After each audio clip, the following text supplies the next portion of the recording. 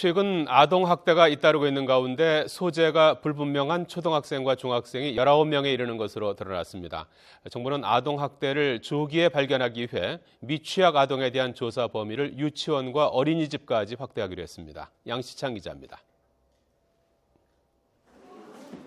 교육부가 소재를 파악해달라고 경찰에 협조를 요청한 학생은 모두 286명.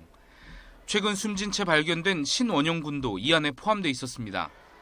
이 중 경찰이 확인한 건 신군을 포함해 267명에 불과합니다.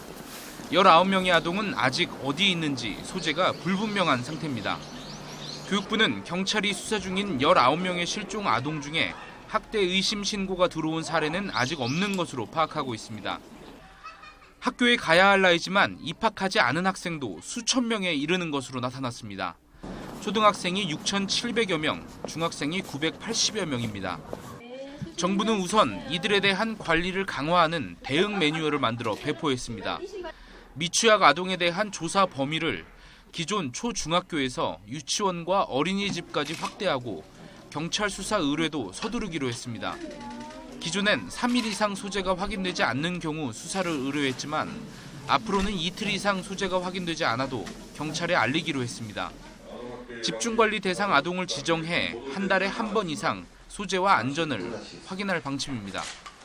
매뉴얼이 보다 일찍 시행되었더라면 하는 아쉬움은 있지만 지금이라도 현장에서 철저히 시행하고 부족한 점은 더욱 보완해서 단 한 명의 아이도 놓치지 않고 교육부는 매뉴얼의 절차 등에 대한 법적 근거를 확보하기 위해 오는 5월까지 초중등교육법 시행령 개정을 마친다는 계획입니다.